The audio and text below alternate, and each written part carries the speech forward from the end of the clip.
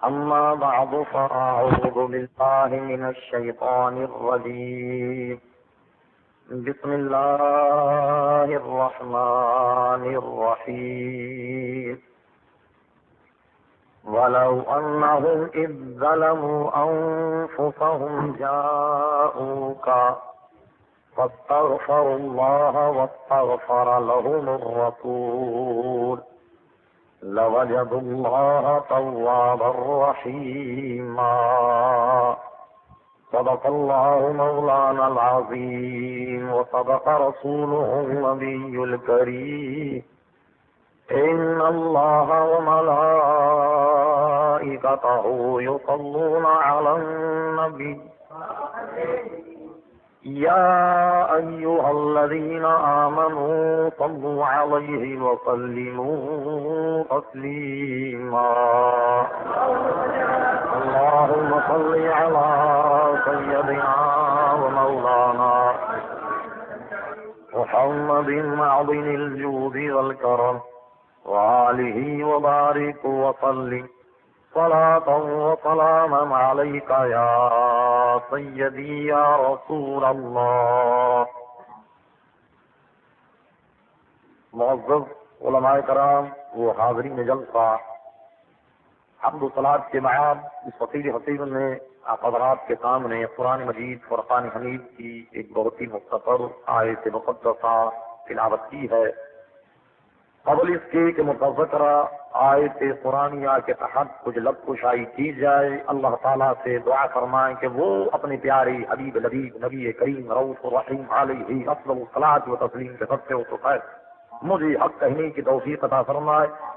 ہم تمام مسلمانوں کو اللہ تعالیٰ حق سن کر حق کو قبول کرنے کی اور اس پر عمل کرنے کی توفیق عطا فرمائے. لوگ کہتے ہیں کہ سنی بھی بڑے عجیب ہیں، 11ویں میں دیکھو تو محفل میلاد، 12ویں میں دیکھو تو محفل میلاد، سفر میں دیکھو تو محفل میلاد، محرم میں دیکھو تو محفل میلاد. یہ کیا بات ہے؟ انہیں تو سوائے ذکر رسول کے کچھ آتا ہی نہیں. دعا کرو کہ اللہ تبارک و تعالیٰ سے کہ واقعی ہمیں رسول اللہ کے ذکر کے سوا کچھ نہ آئے تو یہی سیکھ، اس لیے کہ یہی ہماری نجات کا سبب ہے، یہی ہمیں ہماری مغفرت کا باعث ہے. ہمیں اس بات پر فخر حاصل ہے کہ ہمارا مخالف بھی اگر ہمیں یاد کرتا ہے تو اس طرح یاد کرتا ہے کہ انہیں تو سوائے ذکر مصطفیٰ کے کچھ نہیں آتا. گالیاں دینا تمہارے اعمال نامے میں، برائیاں بیان کرنا تمہارے اعمال نامے میں. ہم پر اگر کوئی الزام بھی ہے تو یہ الزام ہے کہ انہیں سوائے ذکر رسول کے کچھ نہیں آتا. اور دوسرا الزام مخالف یہ لگاتا ہے کہ صاحب یہ تو رسول اللہ کی شان کو اتنا بڑھاتے کہ خدا سے ملا دیتے. ہم پر یہ الزام، اور تم اتنا گھٹاتے ہو کہ کہتے ہو کہ حضور صلی اللہ علیہ وسلم کی حیثیت گاؤں کے چودھری کی تھی، حضور صلی اللہ علیہ وسلم کی حیثیت تو بڑے بھائی کی سی ہے. جو بڑا ہم نے بزرگ وہ ہمارا بڑا بھائی، جو چھوٹا ہے وہ ہمارا چھوٹا بھائی. دلیل اس کی کیا ہے؟ دلیل اس کی یہ ہے انما المؤمنون اخوۃ، سارے مومن بھائی بھائی. تو بتاؤ بھائی حضور صلی اللہ علیہ وسلم مومن ہے یا نہیں؟ یقیناً مومن ہے. کہتے ہیں صاحب جب حضور مومن ہے تو اب بھائی کہنے میں کیا حرج؟ اس لیے کہ اللہ تعالیٰ فرماتا ہے سارے مسلمان بھائی بھائی ہے. یہ بتاؤ کہ حضور مومن ہے یا نہیں؟ ظاہر ہے کہ آپ کا جواب ہوگا کہ حضور مومن ہے. تو کہیں گے صاحب دیکھیے رب نے فرمایا انما المؤمنون اخوۃ، سارے مسلمان جب بھائی بھائی ہیں تو رسول اللہ بھی پھر بھائی، اس میں کیا حرج ہے؟ تو حضور آگے آئیے، آپ نے تو بڑا گھٹیا درجہ تسلیم کیا ہے. میں آگے آپ کو ایک آیت اور سناتا ہوں. ارشاد باری تعالیٰ ہوا هو الله الذي لا اله الا هو عالم الغيب والشهادة هو الرحمن الرحيم هو الله الذي لا اله الا هو الملك القدوس السلام المؤمن. تو دیکھیے رب کے اسماء گرامی میں سے ایک نام اس کا مومن بھی ہے، المؤمن المهيمن. اللہ کا ایک نام مومن بھی ہے. تو بھائی بتاؤ انما المؤمنون اخوۃ، سارے مومن بھائی بھائی ہیں تو پھر خدا تمہارا بڑا بھائی ہے. تو ذرا اور رسول اللہ چونکہ خدا سے چھوٹے ہیں تو وہ تمہارے چھوٹے بھائی قرار پا گئے. تو آپ نے دیکھا ان پلیدوں کی توحید نے خدا کو بھی بھائی بنا دیا. بتاؤ جی اس طرح شرک ہے کوئی؟ ارے ہم سے کہتے ہو کہ شرک کرتے ہو اور تم نے تو خدا کو اپنا بڑا بھائی کہہ دیا. ہاں جب کہتے صاحب نہیں انما المؤمنون اخوۃ، سارے مومن بھائی بھائی ہیں. ارے آئے تم نے پوری نہیں پڑھی. حضور صلی اللہ علیہ وسلم کو بھائی کہنے کے لیے تم نے جس آیت کو تلاوت کیا ہے ذرا اس کے سیاق و سباق کو تو دیکھیے. میں نہیں کہہ رہا، رب کریم کہتا ہے انما المؤمنون اخوۃ، سارے مومن بھائی بھائی ہیں. فاصلحوا بین اخویکم، ان میں اگر کوئی نزے کی کیفیت ہو جائے، کوئی جھگڑا ہو جائے، کوئی بات ہو جائے تو تیسرے فریق کا کام یہ ہے کہ فاصلحوا بین اخویکم، کہ وہ اس لڑنے والے گروہ میں صلح کرا دے. واتقوا اللہ لعلکم ترحمون، اور صلح کرانے والا خدا سے ڈرتا رہے تاکہ وہ رحم کیا جائے. آپ نے اللہ تبارک و تعالیٰ نے لڑنے والے گروہ، لڑنے والے لوگوں کو فرمایا، دیکھنے والوں کو فرمایا کہ تم آپس میں بھائی بھائی ہو. دونوں اگر گروہ لڑے تیسرا فریق کا کام یہ ہے کہ وہ آپس میں صلح کرا دے. اور آپ کہیں کہ اس آیت کا مفتاح حضور کی بھی ذات ہے. سب سے پہلے یہ طے کر لو کہ رسول اللہ سے لڑنے والا مومن بھی ہے یا نہیں، صلح تو بعد میں ہو. اور فرمایا کہ جو رسول اللہ سے لڑے، ارے لڑنے کے بعد وہ مومن بھی رہا یا نہ رہا، صلح تو بعد میں ہوتی ہے. ارے رسول اللہ کے دربار کا ادب تو یہ ہے، میں نہیں کہہ رہا، قرآن کہتا ہے. یار کو قرآن سننے کا بڑا شوق ہے، اس لیے بطور حضرت مولانا محمد عمر صاحب اشرری رحمت اللہ تعالی کے کہ اس کو قرآن سناؤ تاکہ یہ بات نہ مانے تو کم سے کم منکر قرآن کو کہلائے. منکر قرآن کہلائے، منکر حدیث نہیں بلکہ منکر قرآن کہلائے. میں نہیں کہہ رہا، قرآن کہتا ہے یا ایھا الذین آمنوا لا تقدموا بین یدی اللہ ورسولہ واتقوا اللہ. اے مسلمانوں، اللہ سے ڈرو اور دیکھو کسی معاملے میں اللہ اور اس کے رسول کے آگے مت بڑھو. کسی بھی معاملے میں اللہ اور اس کے رسول سے آگے مت بڑھنا. یہاں چونکہ بات ضمن نکل گئی تو عرض کر دوں، کتاب میرے پاس موجود ہے، میں تھوڑا سا کھاتا آج ساتھ ہی لے کر کے آیا ہوں، اور ضرورت پڑی تو پورا کھاتا بھی لایا جا سکتا ہے. تحذیر الناس مولوی محمد قاسم سارنانوسی قدوس سرہ اپنی کتاب تحذیر الناس میں لکھتے ہیں کہ دلیل اس دعوے کی یہ ہے کہ انبیاء اگر اپنی امت سے ممتاز ہوتے ہیں تو علوم ہی میں ممتاز ہوتے ہیں. باصرہ عمل اس میں بسا اوقات امتی مساوی ہو جاتا ہے بلکہ بڑھ بھی جاتا. کیا سمجھے آپ؟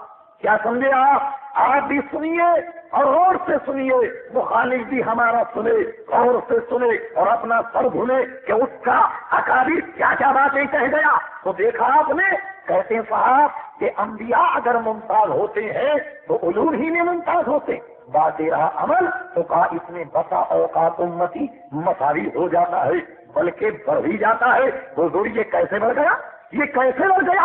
آخر میں جب ان کا دم نکل رہا تھا تو منظور سبلی نے ہتھیلی لگاتے ہوئے فیصلہ کن مناظرہ جو اس کی اپنی گویا تحریر شدہ کتاب ہے اس میں وہ یہ لکھتا ہے کہ اصل میں نانوتوی صاحب کا مقصد یہ تھا کہ جیسے کہ حضور صلی اللہ علیہ وسلم کی 63 سال کی عمر تھی، 40 برس کے بعد اعلان نبوت کیا، اور اعلان نبوت کے بعد ایک عرصے کے بعد نماز کی فرضیت کا حکم آیا کہ نماز پڑھی جائے.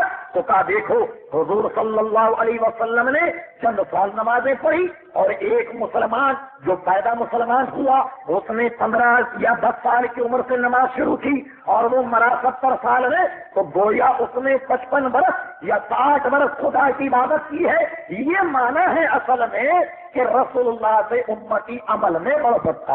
حضور یہ تو آپ نے دلیل میں بہت ہی ذلیل حرکت کی ہے، یہ تو دلیل ہرگز نہیں ہو سکتی.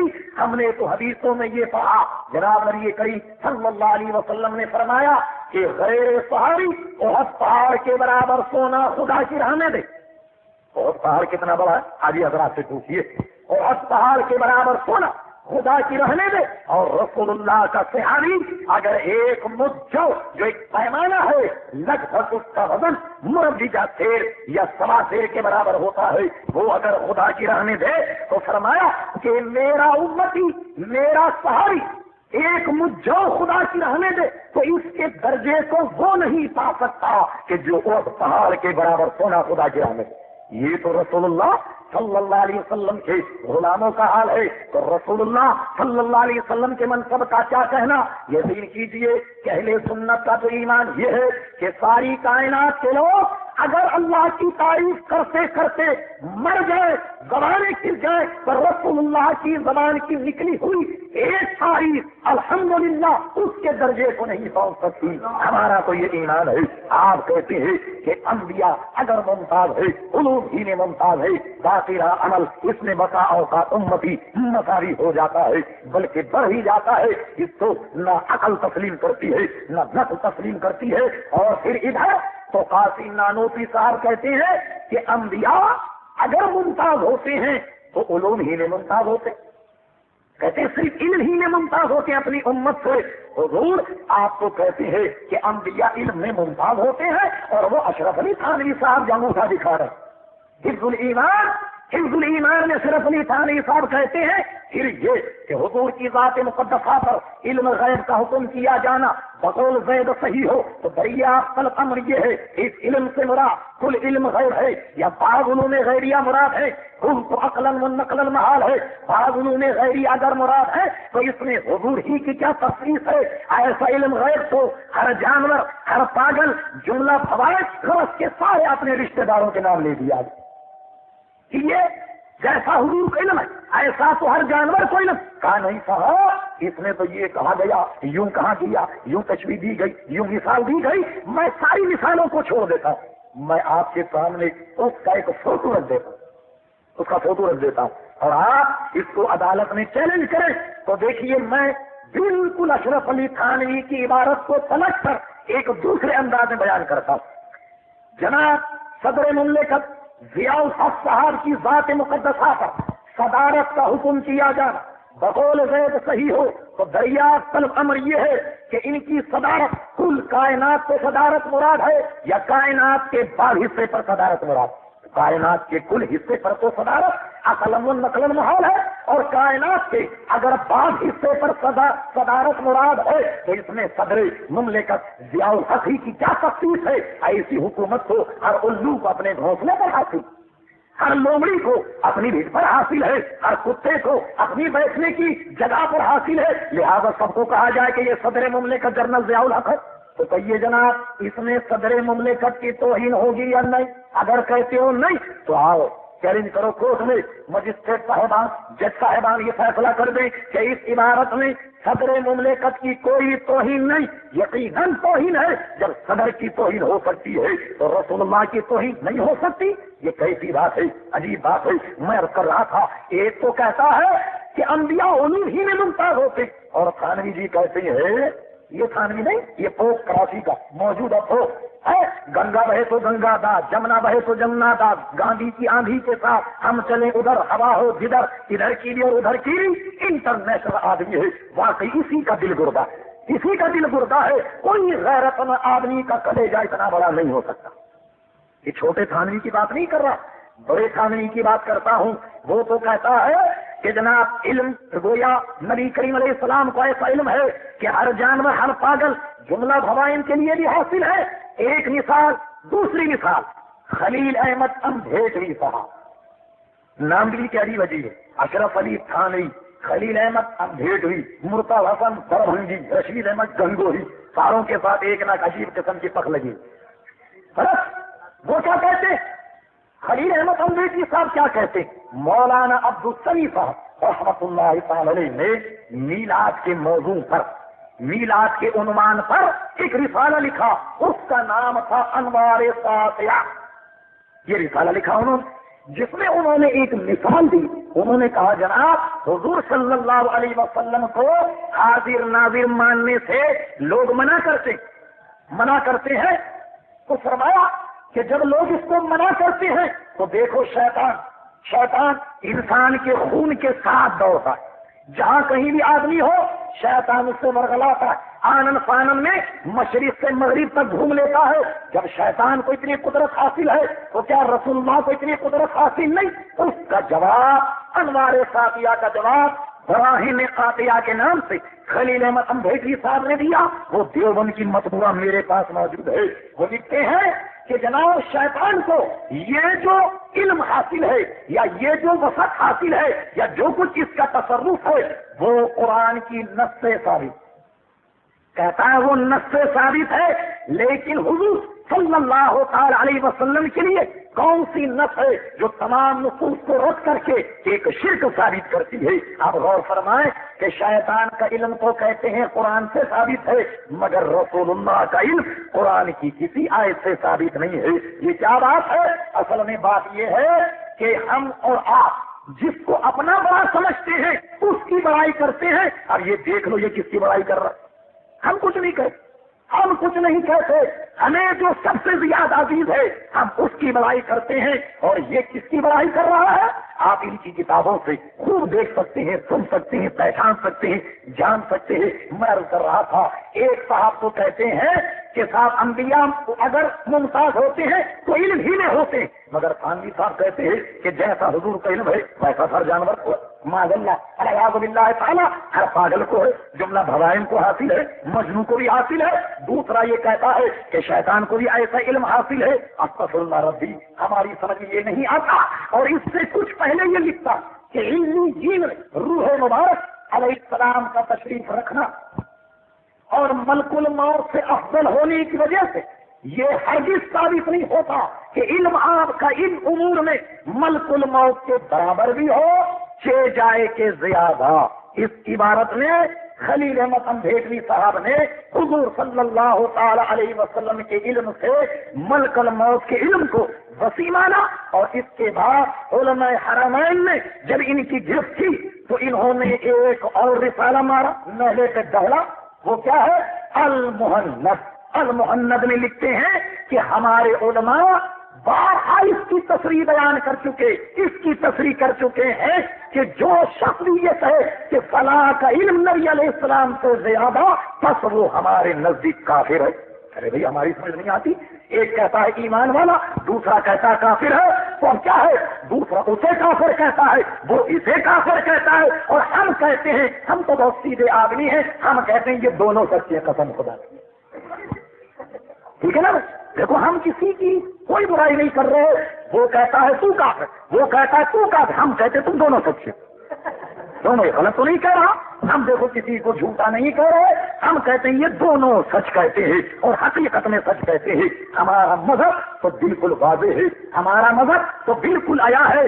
بات دوسرا اختیار کر گئی، عرض یہ کر رہا تھا، لوگ کہتے ہیں صاحب جب دیکھو محفل میلاد یہ لوگ منایا کرتے ہیں تو لیجیے ہم روزانہ یا ہفتے میں یا مہینے میں محفل میلاد کیوں مناتے ہیں؟ آپ کہتے ہیں صاحب وہ تو سال میں صاحب ایک بار آتی ہے۔ ابھی آپ کو غلط فہمی ہو گئی، بات یہ ہے کہ جس مہینے میں حضور پیدا ہوئے وہ مہینہ سال میں ایک بار آتا ہے، اور جس دن حضور پیدا ہوئے وہ دن ہفتے میں ایک بار آتا ہے، اور جس وقت حضور پیدا ہوئے وہ روزانہ ایک بار آتا ہے۔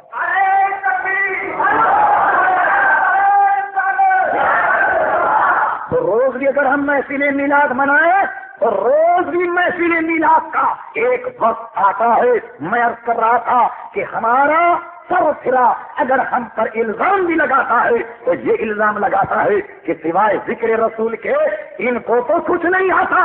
اصل میں بات یہ ہے کہ آپ کے مکان میں کوئی آم کا درخت ہو، نیم کا درخت ہو، اور آپ اٹھ کر روزانہ اس بیچارے کو پانی ڈالیں، روزانہ پانی ڈالنے لگ جائے تو ایک دن وہ درخت آپ سے کہنے لگ جائے مالک مکان صاحب آپ تو کبھی بریانی کھاتے ہیں، کبھی گائے کا گوشت کھاتے ہیں، کبھی مرغی کھاتے ہیں، کبھی مرغا کھاتے ہیں، کبھی حلوہ کھاتے ہیں، کبھی مانڈا، اور مجھے روزی پانی پانی آپ ڈالتے ہیں، تو ایک دن آپ کڑوا تیل ڈال دیا کریں، ایک دن ڈالڈا گھی ڈال دیا کریں، ایک دن اصلی گھی ڈال دیا کریں، کسی دن ناریل کا تیل ڈال دیا، کبھی کبھی پانی ڈال دیا کریں۔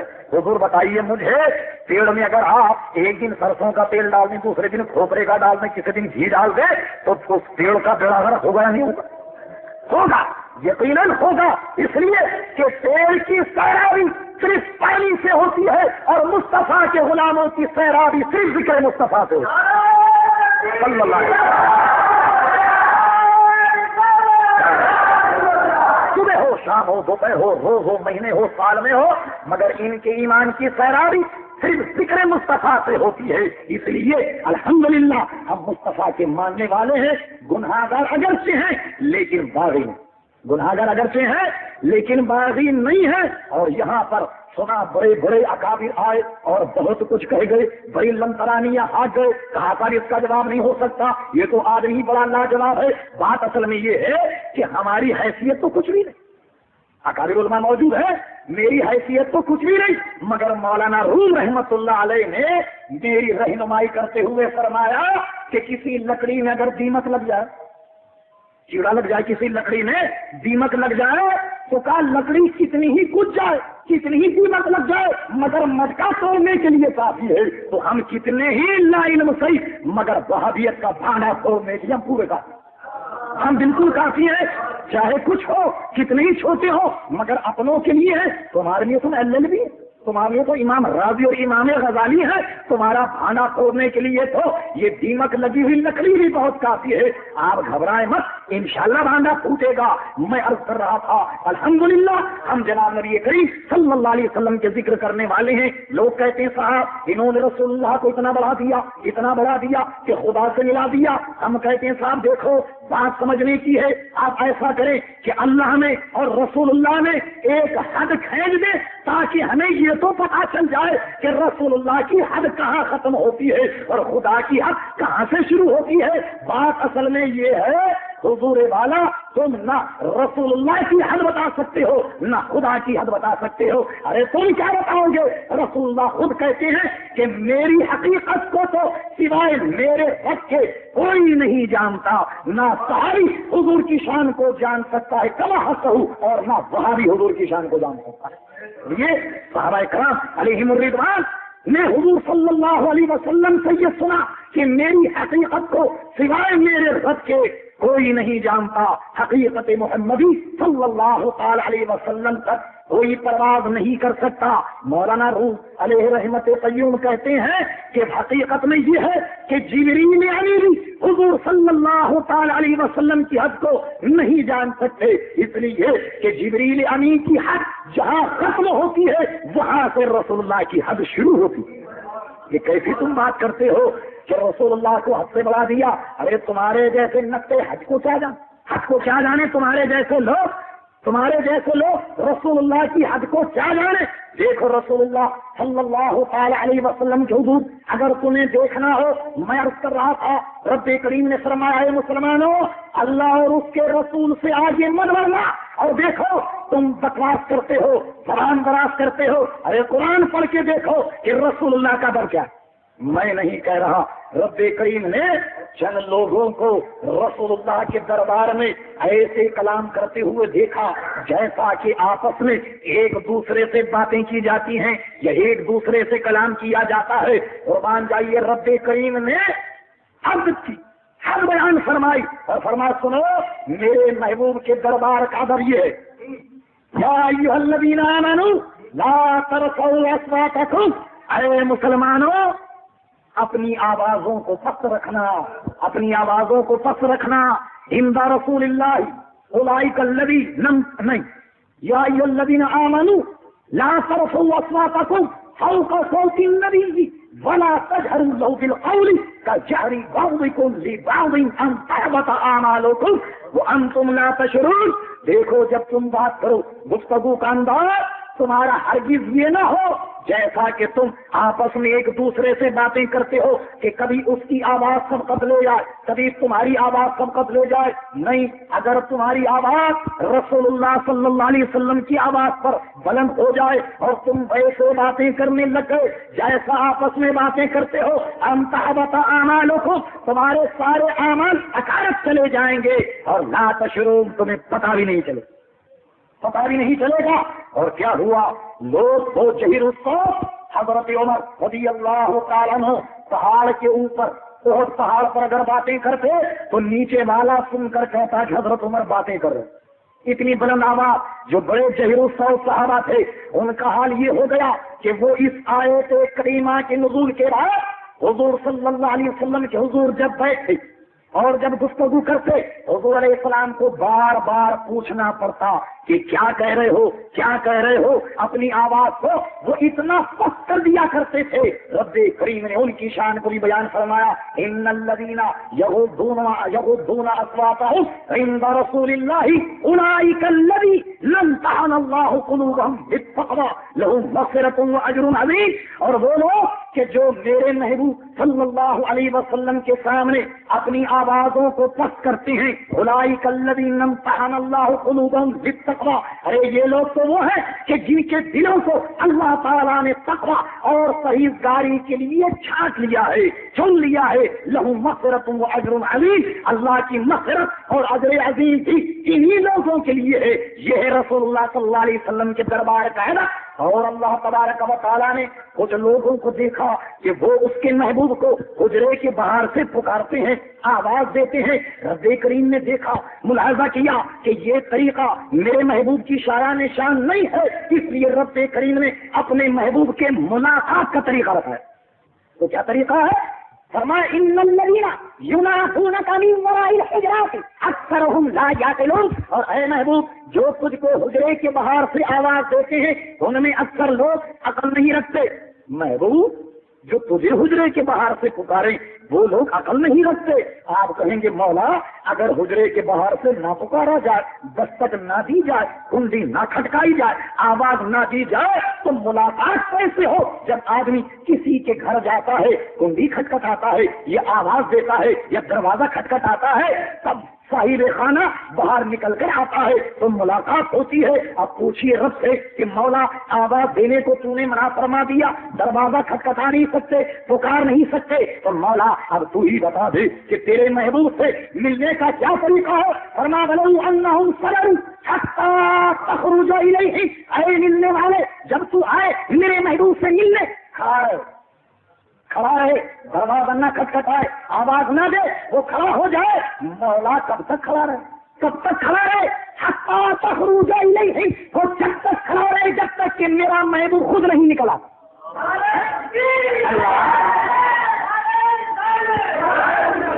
آپ نے دیکھا ملنے والا آواز نہیں دے گا، ملنے والا پکارے گا نہیں، مولا کب تک کھڑا رہے؟ حتی تخرج الیہ، وہ جب تک کھڑا رہے جب تک کہ میرا محبوب اب خود اپنے حجرے سے باہر نہیں آتا۔ لکان خیر لہ واللہ غفور رحیم، یہی اس کے حق میں بہتر ہے، اللہ تبارک و تعالیٰ غفور رحیم ہے۔ غور کیجیے آپ کہ وہ رب کریم جو اپنے محبوب صلی اللہ علیہ وسلم کا اتنا ادب بیان کرے، ملاقات کا طریقہ بیان کرے، بات کرنے کا ڈھنگ بیان کرے، اور جو لوگ بلند آواز سے بات کریں ان کو یہ کہے کہ تمہارے سارے اعمال اکارت چلے جائیں گے، پتہ یہ چلا کہ ہمارا مذہب، ہمارا دین ادب کا دین، ادب کا دین ہے، ادب کا مذہب ہے۔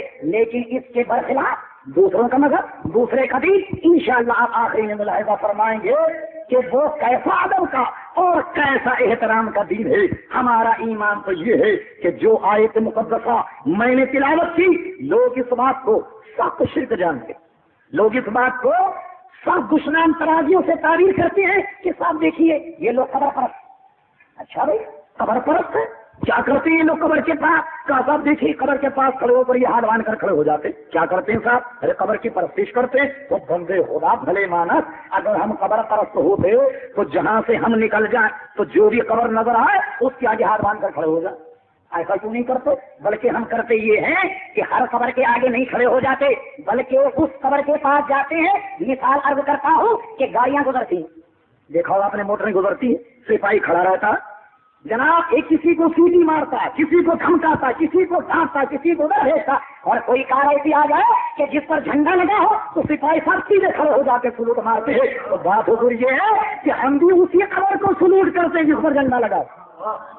ہر قبر کے آگے نہیں کھڑے ہو جاتے، ہر قبر کے آگے ہاتھ نہیں باندھتے۔ ارے قبر پرست تو وہ ہو کہ جو قبر کے پاس کھڑا ہو کر اور جناب بس کھڑا ہو جائے ہاتھ باندھ کر، چاہے کسی کی بھی وہ قبر ہو۔ بات اصل میں یہ ہے کہ شمع جب جلتی ہے، چراغ جب جلتا ہے تو آپ نے دیکھا ہوگا کہ دن میں کوئی پروانہ چراغ کے گرد نہیں گھومے گا۔ ہر پر سیاسی حاضری دی تھی اور تم یہ کہو کہ اس میں سیاسی پھول چڑھائے تھے، سیاسی اس میں حاضری دی تھی، تو یہ سیاست کے نام پر مذہبی انداز میں دھوکہ دینے والے کو کیا کہا جاتا؟ تو میں تو کچھ نہیں کہہ رہا. تو دیکھ لو مذہبی انداز میں تم آتے ہو, پتا چلا حضور نہ شرک کی تمہیں تمیز ہے نہ ایمان کا واسطہ ہے, تمہیں تو اصل میں چاہیے ووٹ, اور وہ تمہاری تقدیر میں ہے نہیں, وہ تمہاری تقدیر میں نہیں ہے. جسے ووٹ کہتے ہیں, جسے حاصل کرنے کے لیے یہ سارے کرتب دکھا رہے ہو. تجدید احیاء دین میں دو گال کا مولوی مودودی کہتا ہے جس کو سیدھا پڑھا جائے تو بنتا ہے مودودی, الٹا پڑھا جائے تو بنتا یہ دو. وہ بنتا کہتا ہے جناب تجدید احیاء دین میں کہ مسعود سالار کے مزار پر جانا, خواجہ اجمیری کے مزار پر جانا حاجتیں لے کر, یہ اتنا بڑا گناہ ہے کہ گویا زنا اور قتل کا گناہ اس سے کم ہے. زنا اور قتل کا گناہ اس سے کم تر ہے, یہ اتنا بڑا گناہ. حضور آپ کا لیڈر تو کہے کہ مزار پر جانا اتنا بڑا گناہ ہے, اور وہ پروفیشنل غفور صاحب پہنچ گئے جناب مزار کے اوپر, چادر بھی پھول کی چڑھائی اور مزار کا غلاف لے کر اس کی پگڑی بھی باندھی. نوائے وقت کا فوٹو ہمارے پاس موجود, دیکھا ہوگا آپ لوگوں نے کسی ہے, وہ اخبار میں آیا کہ چادر جو مزار پر چڑھی, ہم سے کہتے صاحب یہ چادر والے, وہی چادر اس کے سر میں بندھی, دیکھا ہے یہ گنبد کی سزا, جیسی کہو ویسی سنو. تم نے جو فتوا ہم پر لگایا تو دیکھو مزار سے چادر اٹھا کر سر میں بھی باندھی اور پھول کی چادر بھی مزار پر چڑھائی. تو اب کہو کہ قبر پر جانا قتل اور زنا کے زنا سے بھی گویا بدتر ہے, تو کہیے پروفیسر صاحب آپ نے اتنے بڑے گناہ کا ارتکاب آخر کیوں کر دیا؟ پوچھے نا, معلوم یہ ہوا کہ انہوں نے یہ دیکھا کہ پاکستان میں رہنے والے یہ سب کے سب سنی ہے.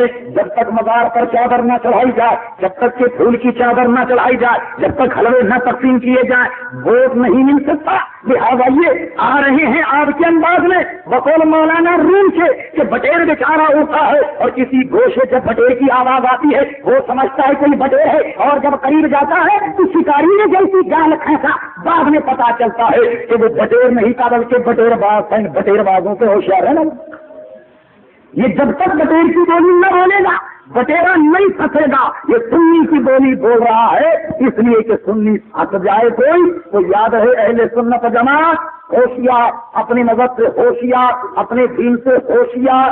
یہ جو آپ کو گندم نما جو فروش نظر آ رہے ہیں, ان سے ذرا اپنے ایمان کو ہوشیار رہیے گا. یہ سب طرح طرح کی بولیاں بول رہے ہیں, اصل میں یہ سب کے سب شکاری. اللہ تعالیٰ ہم سب کو ان کے گویا کریب اور مکر سے امن و عافیت نصیب فرمائے. عرض کر رہا تھا کہتے ہو صاحب مزار پر جانا شرک ہے, اور خود حاضری دے کر کے آتے ہو, اور بڑے بڑے اخبارات میں فوٹو بھی چھپ گئے اخبارات کے اندر. یہ کوئی ڈھکی چھپی بات نہیں ہے. میں تو بات کچھ اور کر رہا تھا کہ اگر قبر پر شرک قبر پر جانا منع ہو تو دیکھو رب کریم کیا کہتا. ارشاد ہوا وَلَوْ أَنَّهُمْ إِذْ ظَلَمُوا أَنفُسَهُمْ جَاءُوكَ, اے لوگو جب تم گناہ کرو, گناہ کس کا کرے گا؟ رب کا گناہ کرے, اللہ کا گناہ کیا, جاؤکا اے محبوب گناہ تو کیا ہے رب کا, مگر جب یہ آئیں تیرے دربار, جب یہ آئیں تیرے دربار میں, تیرے دربار میں آنے کے بعد کیا کریں؟ فَاسْتَغْفِرُ اللَّهَ, اللہ سے مغفرت چاہے, لَوَجَدُوا اللَّهَ تَوَّابًا رَحِيمًا, کیا ان کی مغفرت ہو جائے گی؟ نہیں. وَاسْتَغْفَرَ لَهُمُ الرَّسُولُ, اے محبوب جب تو ان کے لیے دعائے مغفرت کرے گا تو تب ہوگا لَوَجَدُوا اللَّهَ تَوَّابًا رَحِيمًا, تب اللہ تعالیٰ ان کے گناہوں کو معاف کرے گا.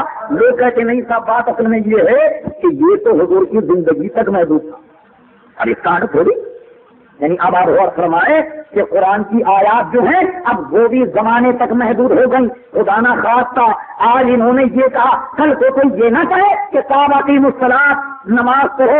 یہ تو 1400 سالہ حکم تھا جو وہاں مدینے شریف کے لوگوں کو ہوا تھا, مکہ والوں کو ہوا تھا. کراچی والے اس کا مصداق نہیں ہوتے. کہیں آپ کہیں یا ایھا الذین آمنوا کتب علیکم الصیام کما کتب علی الذین من قبلکم لعلکم تتقون, ایمان والوں تم پر روزے فرض کر دیے گئے جیسا کہ تم سے پچھلوں پر فرض کیے گئے تھے, لعلکم تتقون, تاکہ تم متقی اور پرہیزگار. تھا اس کی ضرورت اسی زمانے میں تھی, اب اس کی ضرورت نہیں ہے. تو پتا چلا کہ سارے فرائض کو لپیٹ کر رکھ دینا پڑے گا. لیکن ہاں میں دلیل سر کرتا ہوں, سب سے پہلے تو قرآن مجید فرقان حمید کی آیت کا مفہوم دیکھیے کہ جو لوگ اپنی جانوں پر ظلم کریں, اور اے محبوب جب یہ تیرے دربار میں آئے وہ اما فلا تنہر, یہاں گناہ گاروں سے کہا کہ محبوب کے دربار میں جاؤ, اور محبوب سے کہا اے محبوب میں گناہ گاروں کو تیرے پاس بھیج رہا ہوں, خبردار کسی منتا کو جھڑکنا نہیں.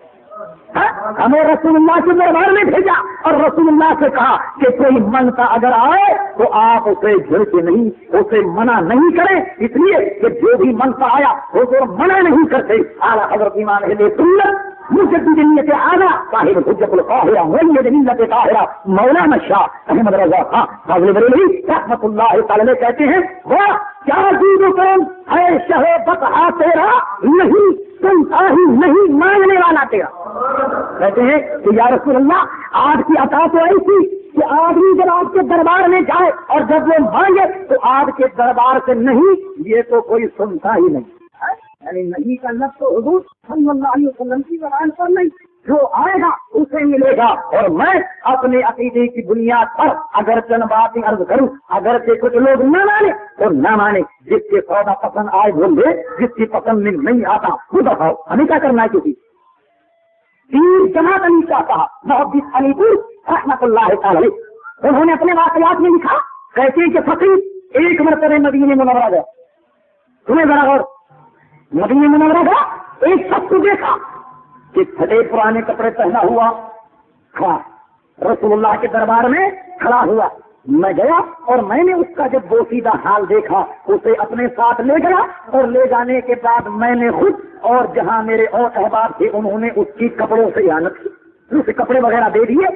وہ کپڑے وغیرہ دینے کے بعد کپڑے پہن کر اور پھر اس کے بعد پیر صاحب نے دیکھا کہ وہ رسول اللہ کے دربار میں کھڑا ہوا۔ پیر صاحب نے پوچھا کہ کیا بات ہے؟ تو کہا حضور بات یہ ہے، آپ یقین کریں یا نہ کریں، میں رسول اللہ کے دربار میں یہ کہہ رہا تھا کہ یا رسول اللہ کپڑے پھٹ گئے، کوئی انتظام کر دیجیے۔ فوراً آپ نے مجھے پکڑا اور پکڑنے کے بعد مجھے کپڑے دیے، تو میں کپڑے پہن کر اس لیے حضور کے سامنے کھڑا ہوں کہ یا رسول اللہ کپڑے مل گئے، آپ دیکھ لیجیے، کپڑے مل گئے اور پہن لیجیے۔ اس کے بعد اللہ اس کے بعد امیر ملت پیر جماعت علی شاہ صاحب محدث علی پور رحمۃ اللہ تعالی فرماتے ہیں فقیر جب دوسرے سال مدینے منورہ گیا اور جعلی اقدس کے پاس جب گیا تو اسی شخص کو دیکھا کہ ننگے سر کھڑا ہوا، کچھ کہہ رہا تھا رسول اللہ کے دربار میں۔ میں اسے پھر لے آیا اور لانے کے بعد میں نے اس کو ننگے سر دیکھ کر اپنے شوق کے لیے میں نے کشمیری ٹوپی بنائی۔ یہ تاثری ٹوپی ہے نا، اس زمانے میں بنتی تھی کشمیری، یہ بہت قیمتی ہوا کرتی، بڑی پسندیدہ ہوا کرتی تھی۔ فرما میں نے اسے رسول اللہ کے دربار میں دیکھ کر ننگے سر میں نے اپنی کشمیری ٹوپی نکال کر اس کے سر پر رکھ دی، تو وہ کہتا لگا کر ہنسنے لگا۔ میں نے کہا ارے بھلے مانس کیوں ہنس رہا ہے؟ تو آدمی نے کیا کہا؟ وہ آدمی کیا کہتا پیر صاحب آپ یقین کریں یا نہ کریں، میں حضور کے دربار میں کھڑے ہو کر یہ عرض کر رہا تھا کہ یا رسول اللہ کوئی ٹوپی نہیں پہنوں گا، اور اگر پہنوں گا تو کشمیری پہنوں گا، اگر پہنوں گا تو کشمیری پہنوں گا۔ تو کہا یہ آپ نے کشمیری ٹوپی مجھے عطا فرمائی، اور یہی میں رسول اللہ کے دربار عرض کر رہا تھا۔ حضور ہم سنیوں کا ایمان تو یہ ہے، اور سنو اب تمہارے شیخ کی بات جس کو تم بھی شیخ مانتے ہو، ہم بھی مانتے ہیں، امام عدل امام الائمہ شاہ عبدالحق محدث دہلوی رحمۃ اللہ تعالی تمام اکابر علماء دیوبند کی سند شیخ عبدالحق محدث دہلوی سے ملتی ہے، اس لیے کہ ہندوستان میں سند حدیث لانے والے حضرت شاہ عبدالحق محدث دہلوی رحمۃ اللہ تعالی ہے۔ مولوی اشرف علی تھانوی نے لکھا کہ بعض ایسے محدثین ہیں کہ جن کی حاضری روزانہ رسول اللہ کے دربار میں ہوتی ہے، ان محدثین میں سے ایک شاہ عبدالحق محدث دہلوی۔ شاہ عبدالحق محدث دہلوی تاریخ مدینہ جذب القلوب الی بیان المحبوب میں حیات النبی کا باب باندھتے، اور اس میں اس باب میں تمام وہ حدیث وہ روایات کہ جو حیات النبی پر دلالت کرتی ہیں ان کا تذکرہ کیا، ان کو نقل کیا، اور نقل کرنے کے بعد خود اپنا تجربہ لکھا، خود اپنا واقعہ بھی لکھا۔ وہ واقعہ کیا تھا؟ کہنے لگے کہ ایک دن فقیر رسول اللہ کے دربار میں کھڑا ہوا، حضور کے دربار میں کھڑا ہوا تھا، اور حضور صلی اللہ علیہ وسلم کے دربار میں کھڑا ہوا، دل میں یہ سوچ رہا تھا، دل میں یہ خیال آیا کہ یا رسول اللہ میں آیا ہوں بڑے دور سے اور میں آپ کا مہمان ہوں، آپ نے میری دعوت نہیں کی، آپ نے میری دعوت نہیں کی۔ مغرب کے بعد کا وقت تھا، یہ عرض کرنا تھا کہ ایک صاحب آئے اور انہوں نے حضرت شیخ کو ایسے جھنجوڑا اور فرما چلیے ہمارے یہاں دعوت۔ اسی وقت وہ لے گیا، اور لے جانے کے بعد کیا ہوا، لگ بھگ 15-20 میل پیدل گئے اور 15-20 میل واپس آئے، اور سوچنے لگے، کہنے لگے جب میں دعوت میں گیا تو میں نے دیکھا کہ اس نے روٹی کو دودھ میں چور کر اور میرے سامنے رکھ دیا، اور میں نے اسے کھایا، بڑا لذیذ کھانا تھا. اس کھانے کے بعد میں واپس چلا. جتنا پیدل چل کر کے دعوت میں گیا تھا اتنا ہی پیدل چل کے واپس مسجد نبوی آیا, اور اس کے بعد رسول اللہ کے دربار میں کھڑا ہوا. سوچ رہا تھا کہ میاں بڑی اچھی دعوت کھائی, 15-20 میل پیدل گئے, 15-20 میل واپس آئے, اور مغرب کے بعد کے جتنے وظائف تھے ان کا بھی ناغہ ہو گیا, جتنے نوافل پڑھتا تھا وہ بھی سب چلے گئے. اب تو فجر کی اذان ہونے والی ہوگی. اب اس کے بعد کچھ لوگ وہاں نماز کے منتظر تھے. حضرت شیخ نے پوچھا کہ وقت کتنا گزر گیا ہوگا, تو لوگوں نے کہا حضور ابھی تو عشاء کی اذان نہیں, ابھی تو عشاء کی آزادی نہیں ہوئی. تو حضرت شیخ لکھتے ہیں میں سمجھ گیا کہ یہ دعوت پھر میری رسول اللہ نے کی, یہ میری دعوت رسول اللہ نے کی تھی.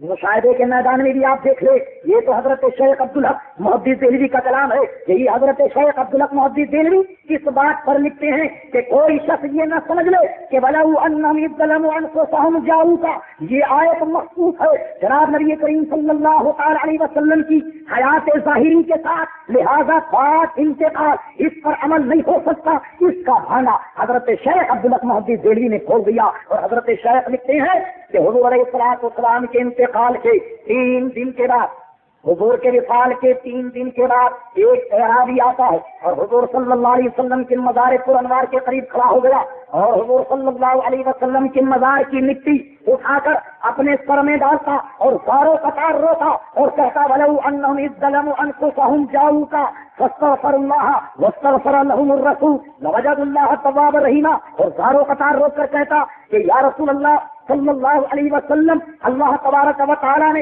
جو قرآن آپ پر نازل فرمایا اس میں ہم نے یہ کہا کہ گناہگاروں کو آپ کے دربار میں بھیجا گیا ہے. تو اے میرے آقا, میں بہت سیاکار بختار ہوں اور اپنی مغفرت, اپنی نجات کے لیے آپ کے دربار میں حاضر آ گیا ہوں. یا رسول اللہ کرم فرما دیجیے تاکہ میرا کام تمام ہو جائے. حضرت شیخ لکھتے ہیں اس حدیث کے راوی حضرت علی رضی اللہ عنہ ہے, فرماتے میں نے اپنے کانوں سے سنا کہ رسول اللہ کی قبر انور سے آواز آئی کہ جا تیری نجات ہو, جا تیری نجات ہو گئی. پتا چلا کہ یہ آیت حضور کی زندگی تک مخصوص نہیں ہے.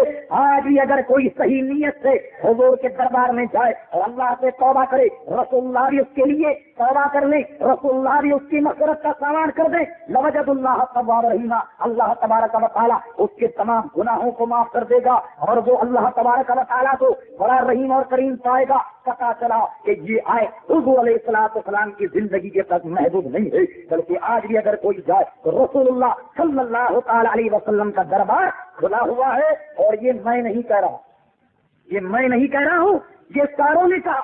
آج کا جسارت آپ نے پڑھا ہوگا, آج کے جسارت میں ایک صاحب نے مدینہ منورہ سے خط لکھا مدینہ منورہ, اور وہ جسارت میں چھپا. آپ کو جانتے ہیں یہ بیکار روزانہ ایک نہ ایک جسارت کیا ہی کرتا. جسارت کا مطلب بے لگام کا بولا, مختصر ترجمہ. غرض یہ اس نے کیا خط چھاپا کہ صاحب کسی نے یہ کہا کہ نورانی میاں حضور علیہ السلام کے دربار میں آئیں, اور ہم بھی وہاں جاتے ہیں اور عبادت اور ذکر و اذکار کرتے ہیں ریاض الجنہ میں بیٹھ کر, اور حضور صلی اللہ علیہ وسلم کے حضور دونوں سلام پڑھتے ہیں, صلاۃ و سلام عرض کرتے ہیں. جس کا جواب آ جائے وہ حق پر ہے, اور جس کا جواب نہ آئے سمجھ لو کہ وہ ناحق ہے. حضور شرط لگانے سے پہلے کم سے کم اپنے کھاتے کا مطالعہ تو کر لیا ہوگا. وہ آپ کا اسماعیل دہلوی نے تو تقویت الایمان رحیمیہ کتب خانہ دیوبند یوپی کی مطبوعہ میرے پاس موجود ہے. وہ یہ لکھتا ہے صفحہ نمبر 50 پر کہ جناب نبی کریم صلی اللہ علیہ وسلم نے فرمایا کہ میں بھی ایک دن مر کر مٹی میں ملنے والا. تو حضور جو مر کر مٹی میں مل جائے تو آواز کیسے دے گا, کلام کا جواب کیسے دے گا؟ پتا چلا اصل میں کہ ان بیچاروں کو اپنے کھاتے کا بالکل علم نہیں ہے. بولے چلے جاتے ہیں, یہ سمجھتے ہیں کہ سامنے والے بالکل بے وقوف ہے, جو کہیں گے وہ آمنا صدقنا سب ٹھیک ٹھاک ہے. میں یقین سے کہتا ہوں کہ آپ ان کی کتب کا تقابلی مقابلہ اگر آپ کریں تو یہ کچھ کہتا ہے, وہ کچھ کہتا ہے, وہ کچھ کہتا ہے, یہ کچھ کہتا ہے. عجیب آپ کبڈی دیکھیں, ایک ہی سوالات 2 مفتی کو بھیج دیں, وہ کچھ کہے گا, وہ کچھ کہے گا, تیسرا کچھ کہے گا, چوتھا کچھ کہے گا. آپ کے سامنے موجود ہے, آپ جس دن چاہے سارا ریکارڈ دیکھ سکتے ہیں, کوئی ڈھکی چھٹی بات نہیں ہے. لیکن الحمدللہ اہل سنت و جماعت اس کو یہ شرف حاصل ہے کہ جیسا ظاہر ہے ویسی باطن ہے، جیسے ہم اندر سے ہیں ویسے ہی باہر سے ہیں، اس لیے کہ ہمیں کسی اور بات پر فخر ہو یا نہ ہو، لیکن اس بات پر ضرور فخر ہے ہم رسول اللہ کے غلام ہیں اور رسول اللہ صلی اللہ تعالی علیہ وسلم کی محبت ہمارے دلوں میں ہے۔ اور یہ محبت ایسی نہیں کہ چند سرخیوں کی تقریر ہمارے دل سے نکال دے، ہرگز نہیں، یہ محبت ایسی نہیں ہے۔ آپ نے دیکھا ہوگا کہ کوئی آدمی اگر شراب پی لے، اسے 2-4 نیمبو پلا دو تو اس کا نشہ حرن ہو جاتا ہے، لیکن عشق مصطفیٰ یہ ایسا نشہ ہے، نہ کھٹائی سے جاتا ہے، نہ تلوار سے جاتا ہے، نہ جان سے جاتا ہے۔ یہ نشہ ایسا ہے کہ یہ اترا نہیں کرتا۔ میں نہیں کہہ رہا، حضرت ثوبان رضی اللہ تعالیٰ عنہ دربار رسالت میں حاضر ہے، عرض کرتے ہیں یا رسول اللہ قیامت کب آئے گی؟ قیامت کب آئے گی؟ حضور صلی اللہ علیہ وسلم نے فرمایا کہ یہ تو بتا میرے صحابی کہ تو نے اس دن قیامت کے لیے تیاری کیا کی؟ کیا تیاری تو نے کی ہے قیامت کے لیے؟ تو صحابی رسول کیا کہتے ہیں کہ میں نے اتنی نمازیں پڑھی نہیں، روزے بہت رکھے ہیں نہیں۔ کہتے ہیں یا رسول اللہ نمازیں تو پلے نہیں، روزہ تو پلے نہیں ہے، عمل تو پلے نہیں ہے، لیکن ہاں ایک عمل ہے اور وہ یہ ہے کہ یا رسول اللہ آپ سے محبت رکھتا ہوں، سوائے آپ کی محبت کے کچھ بھی نہیں۔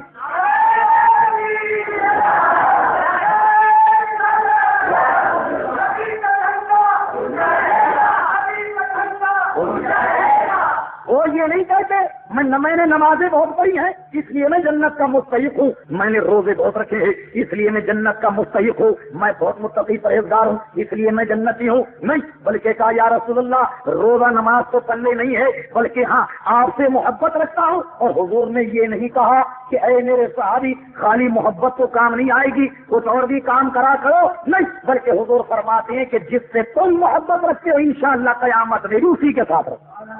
اور یہ میں نہیں کہہ رہا۔ دوسری بات، ایک صحابی رسول صلی اللہ علیہ وسلم گھر سے صرف اس ارادے سے چلے رسول اللہ کے دربار میں آئے تو زاروں قطار رو رہے ہیں۔ حضور نے پوچھا اے میرے صحابی کیوں رو رہے ہو؟ عرض کیا یا رسول اللہ جب گھر گیا تو دل میں خیال آ گیا۔ کیا خیال آیا؟ کیا خیال آیا؟ کہا خیال یہ آیا کہ میں نے گھر جا کر یہ سوچا کہ آپ تو اللہ کے نبی ہیں اور میں آپ کا غلام ہوں، کل قیامت کا میدان جب برپا ہوگا، آپ جب جنت میں جائیں گے تو آپ کسی اعلیٰ اور عرفہ جنت میں جائیں گے، میں غلام ہوں، میری جنت کوئی اور ہوگی، مجھے اس فکر نے رلا دیا کہ وہاں آپ سے ملاقات کیسے ہوگی۔ بتائیے دنیا کا معاملہ، بات ہو رہی ہے قیامت کی، بات ہو رہی ہے جنت کی، یہاں تک کہ اللہ تبارک و تعالیٰ نے باضابطہ ایک آیت نازل فرما کر ان کے دل کی تشفی کی ہے کہ وہ لوگ کہ جو رسول اللہ صلی اللہ تعالی علیہ وسلم کے مطیع اور فرما بردار ہیں وہ سب انہی لوگوں کے ساتھ ہوں گے کہ جن کے دو مطیع اور فرما بردار ہے، نبیوں میں، صدیق میں، شہید اور صالحین، ان کا حشر انہی کے ساتھ ہوگا۔ میں نہیں کہہ رہا، یہ رسول اللہ صلی اللہ تعالی علیہ وسلم کے اصحاب کا ایمان ہے۔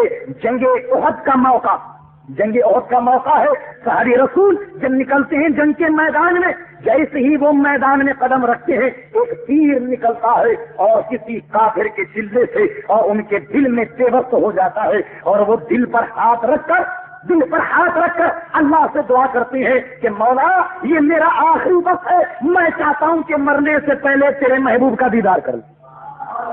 کھڑے ہو گئے اور دل پر ہاتھ رکھ کر اپنی نگاہوں سے رسول اللہ کو تلاش کرنا شروع کر لیا، رسول اللہ کو تلاش کرنا شروع کیا۔ جب رسول اللہ نظر آئے تو اسی طرح گھسٹتے حضور کے قدموں تک گئے اور آپ نے حضور علیہ السلام کے قدموں سے اپنے رخساروں کو رگڑنا شروع کر دیا اور جناب نبی کریم صلی اللہ علیہ وسلم کے قدموں میں صحابی رسول کو موت آتی ہے۔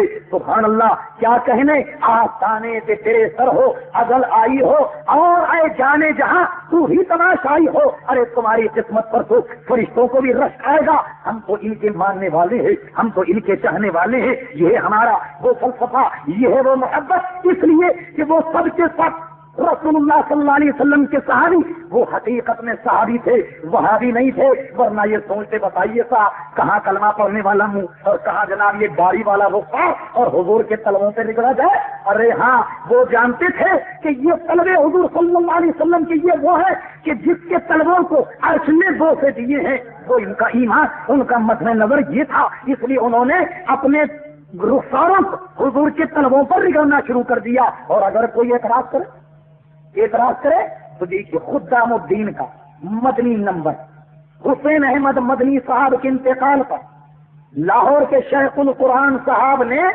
مضمون لکھا. کہتے ہیں کہ میں نے ایک مرتبہ حسین احمد مدنی صاحب کی محبت میں ایک آدمی کو اپنا داڑھی کا بال نکال کر دیا. حضور کیوں دیا؟ کہنے کے اس لیے دیا کہ یہ داڑھی کا بال لے جاؤ اور حسین احمد مدنی صاحب کے جوتے میں اسے رکھ دو. پھر کیا ہوگا؟ کہ اس غرض سے میں نے بھجوایا جوتے میں رکھنے کے لیے وہ بات، تاکہ جب حضرت جوتا پہنے تو ان کے جوتے میں میری داڑھی کا بال ہوگا، اس لیے میری مغفرت ہو جائے گی.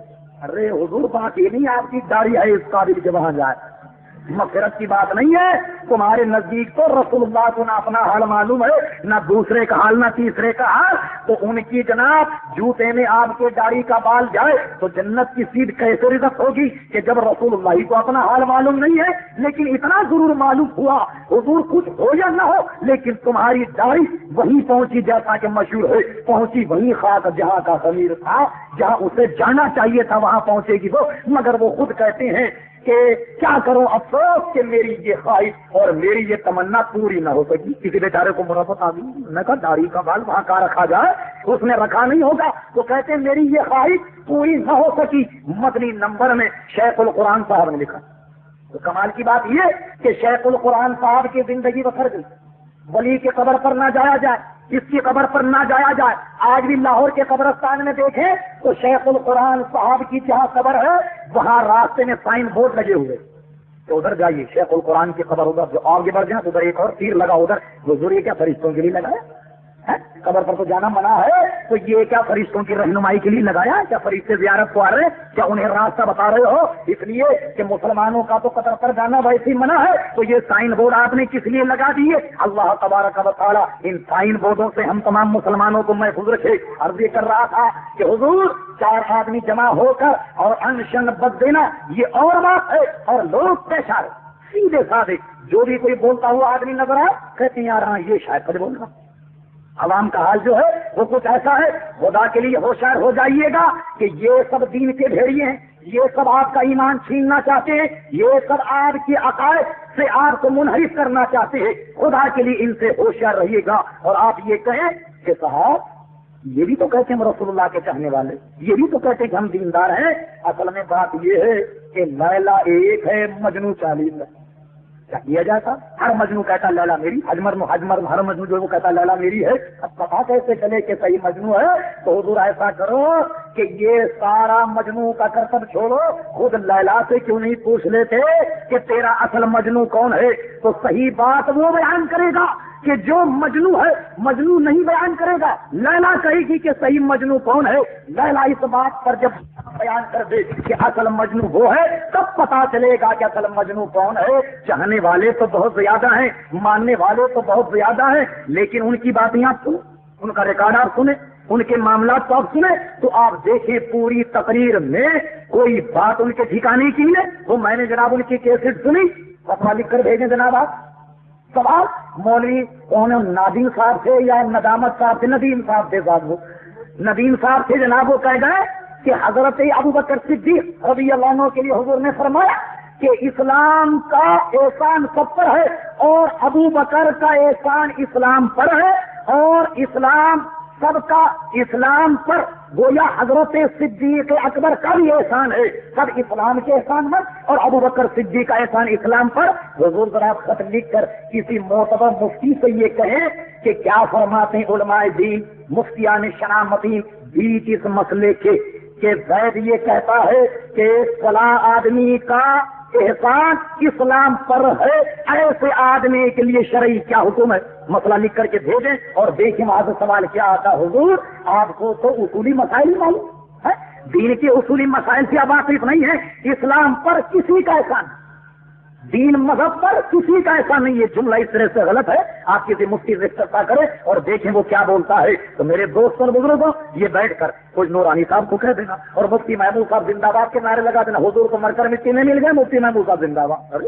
یہ کیا دکھ ہے بھائی؟ تو حضور یہ سارے کرتب چند آدمی اکٹھا کر کے دکھا دینا یہ بہت آسان کام ہے، اور آج تک کی تاریخ گواہ ہے کہ جتنے بھی سامنے آئے سب بھاگے، جتنے بھی سامنے آئے سب کے سب بھاگے. یہ میں نہیں کہہ رہا، مولانا محمد عمر صاحب اشرفی رحمت اللہ علیہ، ایک نہیں دو نہیں بلکہ 250-300 مناظرے ہوئے، کسی میں بھی یہ حضرات نہیں تھے، کسی میں بھی یہ نہیں تھے. اور اگر اب بھی کوئی صاحب کہے کہ صاحب ہمارا مذہب حق ہے، وہ چیلنج کرے، ہم موجود، ہم آتے ہیں اور انشاءاللہ آپ کو بتاتے ہیں کہ جناب کس کا مذہب صحیح ہے، کس کا دین صحیح ہے اور کس کے عقائد صحیح ہیں. یہ جہاں چاہے آپ بتا دیں. میں مثال کے طور پر وہ مسلمان کہ جو یہ سمجھتے ہیں کہ صاحب وہ بھی تو داڑھی والے لوگ ہیں، وہ بھی ٹوپی پہن کر آتے ہیں، وہ بھی تو پگڑی پہن کر آتے ہیں، آخر آپ لوگ ان بیچاروں کے پیچھے کیوں پڑ گئے؟ ان بیچاروں کے پیچھے آپ کیوں پڑ گئے؟ تو دیکھیے اصل بات یہ ہے، ہمارا نہ زمین کا جھگڑا، نہ مال کا جھگڑا، نہ مکان کا جھگڑا، ہمیں ہر اس شخص سے جھگڑا ہے کہ جو رسول اللہ سے دور رکھتا ہے، ہمیں اس سے بول. مذہب کا جھگڑا، دین کا جھگڑا ہے. جو رسول اللہ کو نہیں مانتا ہم اسے نہیں مانتے. آپ کہیں گے جناب وہ کیسے نہیں مانتے، کیسے نہیں مانتے؟ تو دیکھیں آپ ہوائی باتیں تو ہوا کرتی، جو چاہے آپ جلسے میں کہہ دیں، لیکن میں آپ کے سامنے چند کتابیں پیش کرتا ہوں، اس کی چند عبارتیں سنا کر اپنی گفتگو ختم کرتا ہوں. اور ہر وہ کتاب کا حوالہ جو کوئی شخص بھی اسے غلط ثابت کر دے، میں ایک معتبر آدمی کی حیثیت سے عرض کرتا ہوں کہ فی حوالہ انشاءاللہ اس شخص کو 10,000 روپیہ دیا جائے گا کہ جو کتاب کو یا عبارت کو یا حوالے کو غلط ثابت کر کے بتا دے. صراط مستقیم مولوی اسماعیل دہلوی صاحب کی لکھی ہوئی.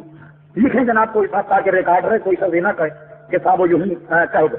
صراط مستقیم اسماعیل دہلوی صاحب کی لکھی ہوئی، مطبوعہ دیوبند ہمارے پاس موجود ہے، صفحہ نمبر 97. دے دو، مجھے دے دو. دیکھیے صاحب یہ صراط مستقیم ہے، دیوبند کی چھپی ہوئی. اس کے صفحہ نمبر 97 پر ہے کہ نماز میں اگر بیل کا خیال آئے تو کوئی حرج نہیں، گائے کا بیل کا خیال آئے تو کوئی حرج نہیں، حتیٰ کہ بیوی سے مجامعت کا خیال بھی اگر آئے، بیوی سے صحبت کا بھی اگر خیال آئے تو کوئی حرج نہیں ہے. بلکہ نماز میں رسول اللہ کا یا کسی بزرگ یا کسی شیخ کا خیال نہیں آنا چاہیے. بتائیے صاحب کیا ٹھیک ہے؟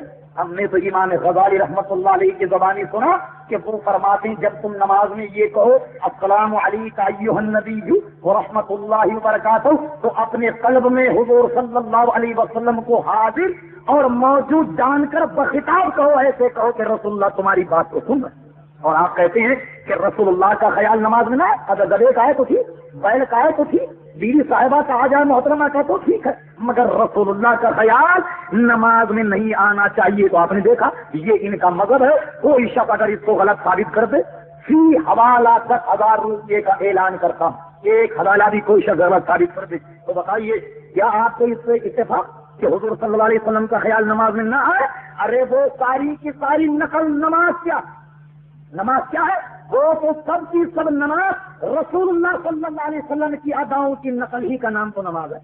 اور نماز کیا؟ اچھا اس کے علاوہ آپ نے دیکھا ہوگا کہ ہمارے ملک میں ایک مسئلہ چلا ختم نبوت کا مسئلہ چلا. قادیانیوں کو غیر مسلم اقلیت قرار دیا گیا کس وجہ سے کہ ساتھ یہ کہتے ہیں کہ غلام احمد قادیانی نبی، یہ کہتے ہیں ختم نبوت پر ان کا ایمان نہیں. مولوی قاسم نانوتوی صاحب جنہوں نے دیوبند کا مدرسہ بنایا وہ لکھتے ہیں کہ بالفرض حضور کے زمانے میں یا حضور صلی اللہ علیہ وسلم کے بعد بھی اگر کوئی نبی تصور کیا جائے تو خاتمیت محمدیہ صلی اللہ تعالی علیہ وسلم میں فرق نہیں آئے گا. کیا سمجھے آپ؟ حضور صلی اللہ تعالی علیہ وسلم کے بعد اگر کوئی نبی تصور کیا جائے تو خاتمیت محمدیہ صلی اللہ تعالی علیہ وسلم میں فرق نہیں آئے گا. ہم نے کہا فرق کیوں نہیں آئے گا؟ کہتا سر اس میں جو لفظ ہے نا بالفرق کوئی نبی آئے تو خاتم فرق نہیں آئے گا، لہذا لفظ بالفرق سے یہ لازم نہیں آتا کہ ختم نبوت کا انکار لازم نہیں آتا. اس لیے کہ حضرت مولانا نانوتوی صاحب نے یہ کہا بالفرض ایسا ہوتا تو اب یہ لفظ بالفرض نے کیا ان کو بچا لیا؟ ہرگز نہیں. میں آپ سے کہتا ہوں بالفرض اگر بکر کی آنکھ پھوٹ جائے تو بینائی میں فرق تو نہیں آئے گا؟ آئے گا نہیں. یقیناً آئے گا. میں کہوں کہ دل فرض زید کی اگر ٹانگ ٹوٹ جائے تو چال میں تو کوئی فرق نہیں آئے گا. آئے گا, بالکل آئے گا. دل فرض مولوی ندیم کو چوراہے پر ننگا کر کے اگر جوتے لگائے جائے تو عزت میں تو کوئی فرق نہیں آئے گا. دل فرض ایسا کر لیا جائے, دل فرض ایسا کر لیا جائے تو کوئی عزت میں تو فرق نہیں آئے گا. نہیں آنا چاہیے, اس لیے کہ مولوی صاحب کہتے ہیں دل فرض ایسا ہو تو یہ بات ہوتی. تو دیکھیے صاحب اس میں موجود ہے. اسی طرح اگر فرض کیجیے آپ کے زمانے میں صفحہ نمبر 13 تحریر الناس مطبوعہ دیوبند کتب خانہ رحیمیہ, یعنی اگر دل فرض آپ کے زمانے میں یا دل فرض آپ کے بعد ہی کوئی نبی فرض کیا جائے تو بھی خاتمیت محمدیہ صلی اللہ علیہ وسلم میں فرق نہیں آئے گا. بتائیے ختم نبوت کا انکار ہے یا نہیں؟ یہ میں نہیں کہہ رہا, اسلام الحرم ہے. آپ اٹھا کر دیکھیں کہ تمام عرب کے علماء نے اس مسئلے پر تفسیر کی اور کہا کہ اس بات کا جو قول ہے کہ رسول اللہ صلی اللہ علیہ وسلم کے بعد نبی آ جائے اور خاتمیت میں فرق نہیں آئے گا, وہ ایسا کافر ہے کہ اس کے کفر میں جو شک کرے وہ بھی کر. اب لوگوں نے کیا کیا کہ اپنے کفر سے بچانے کے لیے ایک مسئلہ کرا. وہ کیا مسئلہ گلا تھا؟ وہ ارواح چلاتا ہے. مسئلہ کیا گلا؟ کہنے کی بات ہوئی اصل میں کافر کو بھی کافر نہیں کہنا چاہیے. اچھا یہ کہاں سے آیا تھا؟ کہنے لگے اس لیے کہ ہو سکتا ہے کبھی ایمان لے آئے, ہو سکتا ہے کبھی ایمان لے آئے, اس لیے کافر کو بھی کافر نہیں کہنا چاہیے. اچھا تو یہ اس لیے کافر کو کافر نہیں کہنا چاہیے کہ ہو سکتا ہے جناب کہ وہ آئندہ چل کے ایمان لے آئے تو پھر کسی مسلمان کو بھی مسلمان مت تو ہو سکتا آگے چل کے مرتد ہو جائے, بےمان ہو جائے گے. کل بتائیے یہ تو کیا یہ سارے گھٹوسلے اور یہ ساری ہیرا پھیری وہ یہ دین میں نہیں. دین یہ کہتا ہے, مطلب یہ کہتا ہے, میں نہیں کہہ رہا, قرآن کہتا ہے. ارشاد ہوا قل اے حبیب کہہ دو یا ایھا الکافرون, اے کافر.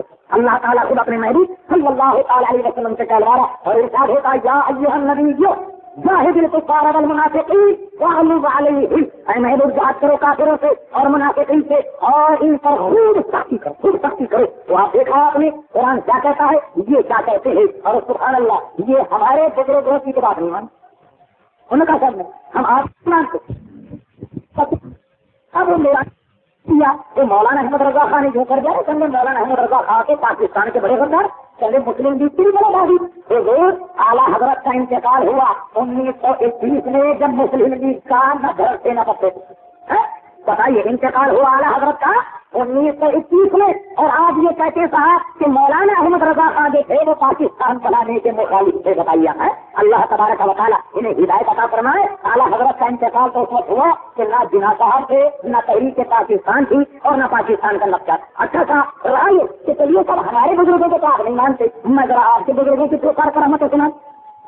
یہ دیکھیے میرے پاس یہ ارواح ثلاثہ ہے, اس کا نام ہے ارواح ثلاثہ, اور آج کل کے وہابیوں نے اس کا نام بدل کر کرامات اولیاء کر دیا. یہ میرے پاس اتفاق ہے دیوبند کی چھپی بھی موجود, دیوبند کی میرے پاس چھپی بھی موجود ہے. میں اس سے آپ کو ان کی 2-4 کرامتیں سناتا ہوں, انشاءاللہ اندازہ لگائیں گے کہ علماء دیوبند کی اکابر اس قدر ہوتا ہے کہ اعلیٰ منصب ولایت کرتا ہے. یہ آپ خود اندازہ لگا سکتے.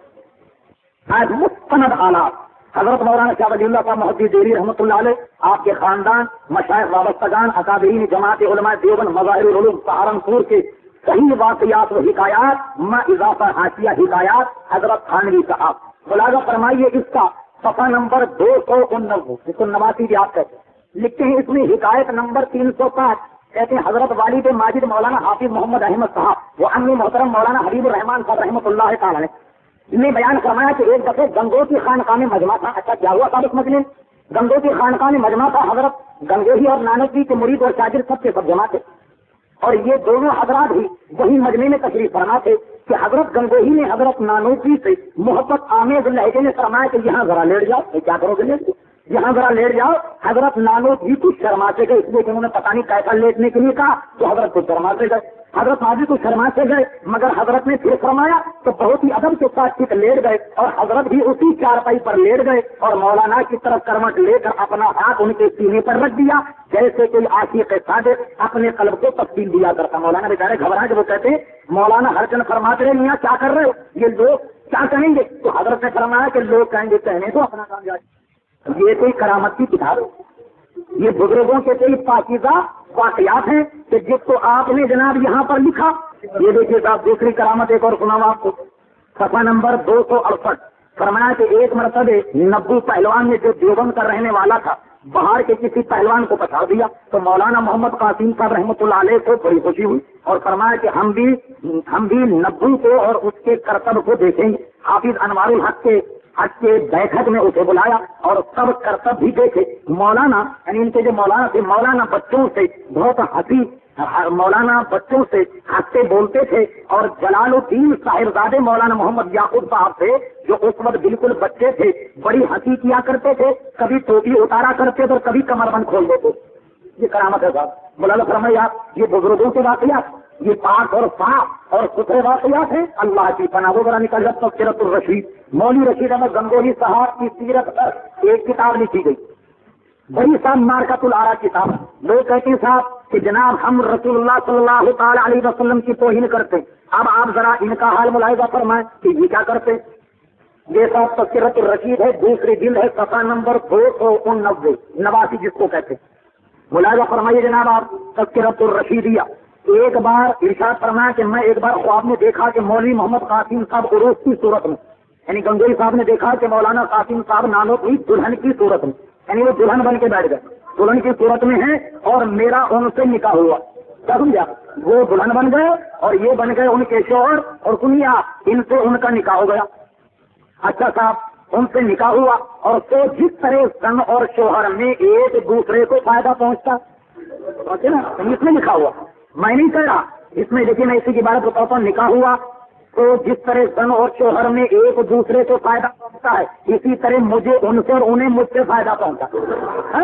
بتائیے صاحب یہ کرامت ہے کہ بتائیے بڑے بڑے دیوبند کے مولوی جو بے ستار باندھنے والے یہ کیا کیا کرتے تھے دیوبند میں گئے تو صاحب دیکھا کرتے کہ صاحب وہ دلہن بن گئے اور ہم دلہا بن گئے. جو دلہن کو فائد پہنچتا ہے وہ ان سے ان کو پہنچا اور جو دلہن کو دلہے کو ہوتا ہے وہ اس کو ہوا. اب یہ کیا فیصلہ صاحب ہماری تو کم سے کم سمجھ نہیں آیا. اب یہ آپ حضرات جانتے پرانی عمر کے لوگ, میں اس معاملے میں کوئی بھی تذکرہ نہیں کرنا چاہتا. اب آپ غور فرمائیں کہ الزام ہم کو دیتے ہیں تو پھر اپنا نکل آیا تو مترادف آپ ہمیں کہتے ہیں کہ جناب رسول اللہ صلی اللہ تعالیٰ علیہ وسلم کے گستاخ ہیں اور یوں ہیں اور فلاں ہیں اور یوں بڑا بڑا کر کراماتیں بیان کرتے ہیں. اور ان کا حال آپ کے سامنے موجود ہے. کسی نے وہ حکایت بھی ہے کہ رشید احمد گنگوہی صاحب اور قاسم نانوتوی صاحب اپنے استاد حاجی امداد اللہ صاحب مہاجر مکی کے متعلق لکھتے ہیں کہ ایک مرتبہ رسول اللہ صلی اللہ تعالیٰ علیہ وسلم کو خواب میں دیکھا کہ آپ نے فرمایا کہ حاجی امداد اللہ صاحب کے مریدوں کا کھانا میں پکاؤں.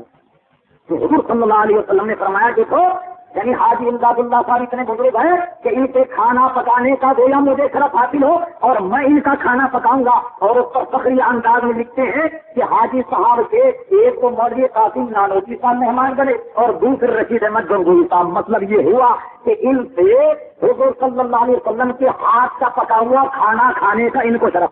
یہ دیکھ لیں آپ, یہ معتبر کتاب ہے. جو صحابی اس کو غلط ثابت کر دے میں کی حوالہ 10,000 روپئے انعام دینے کے لیے تیار ہوں, میرے پاس موجود ہے. اب میں آپ سے پوچھتا ہوں بتائیے کہ آپ اس اسٹیج پر بیٹھ کر علماء اہل سنت کے خلاف جتنی بھی آپ بکواس کرتے ہیں اس میں کتنی صداقت ہے اور اس میں کتنی سچائی ہے. اور جناب نبی کریم صلی اللہ علیہ وسلم کو جیسا کہ آپ نے کہا کہ جو ہمارے بڑے بھائی واقعی ان کے نزدیک بڑا بھائی تو بڑا بھائی بلکہ حضور صلی اللہ علیہ وسلم کی حیثیت کی تیری کہیں دوسری وہ بتاتے ہیں. براہین قاطعہ نکالی. براہین قاطعہ میں عبارت ہے کہ ایک صالح فخر عالم علیہ السلام کی زیارت سے خواب میں مشرف ہوئے اور حضور صلی اللہ علیہ وسلم کو اردو میں کلام کرتے دیکھ کر پوچھا. صفحہ نمبر 26 نکالو. حضور صلی اللہ علیہ وسلم کو اردو میں کلام کرتے دیکھ کر پوچھا کہ یا رسول اللہ آپ تو عربی ہیں, آپ کو یہ کلام کہاں سے آ گئی؟ تو حضور صلی اللہ علیہ وسلم نے فرمایا, کیا فرمایا حضور صلی اللہ علیہ وسلم نے کہ جب سے علماء مدرسہ دیوبند سے ہمارا معاملہ ہوا ہم کو یہ زبان آ گئی. اس کے بعد لکھا مصنف کہ سبحان اللہ اس سے رتبہ اس مدرسے کا معلوم ہوا. یعنی یہ مدرسہ وہ ہے کہ جس نے حضور صلی اللہ علیہ وسلم کو اردو پڑھائی. الیاذ باللہ تعالی. وہ جب آپ نے دیکھی نا تذکرۃ الرشیدیہ اس میں لکھا ہوا ہے کہ مولوی رشید احمد گنگوہی صاحب کے پاس ایک لڑکی ہے, میوات ایک مقام ہے انڈیا میں, وہ وہاں کی رہنے والی ایک لڑکی آئی تو گنگوہی صاحب نے پوچھا کہ تمہارے والد کئی دن سے نہیں آئے, کیا بات؟ تو لڑکی نے کہا کہ ان کو پیشش ہو گئی. 35 लग गई। तो गंगोई साहब ने नुस्खा बताया। क्या नुस्खा बताया? वो तज़किरतुल हाशिये, उसमें हाशिये में है तज़किरतुल रशीद के कि गंगोई साहब ने फरमाया कि जम्मन की खुद लेकर सही में रिगर के थल्ले ना गिर के चिल्ला देना, यानी हर दूसरे हरफ पर तजदीद वाजिब। तो हुजूर आप कहते हैं कि हमने तो हुजूर को उर्दू पढ़ाई है, तो क्या ऐसी उर्दू पढ़ाई आपने हुजूर को जैसे कि आपने अपनी किताबों में लिखी है? कि ये सारा का सारा इनका मजहब एक बेहतरीन मसलापन है और एक बेहतरीन कर्तव्य है। अल्लाह तबारक व तआला हम तमाम मुसलमानों को इस फितने से महफूज रखे और अपने मदद पर जो सहाबा किराम अलैहिम रिज़वान का है, उनके बाद सहाबा के बाद ताबईन का, तबा ताबईन का, उलमा अइम्मा का, मुफस्सिरीन मुहद्दिसीन का जो मजहब है, अल्लाह तबारक व तआला हम सबको उस मजहब पे रखे। इसलिए कि जितने भी उलमाए साबिक़ा गुजरे हैं, किसी का मजहब ये नहीं है कि कौवा खाना हलाल है, किसी का मजहब ये नहीं है कि रसूलुल्लाह की हैसियत एक भाई के बराबर है, किसी की हैसियत ये नहीं है कि रसूलुल्लाह सल्लल्लाहु अलैहि वसल्लम को किसी ने कहा हो कि हुजूर को दीवार के पीछे का भी नहीं जानते। नहीं, इस मजहब से तौबा और सैकड़ों बार तौबा।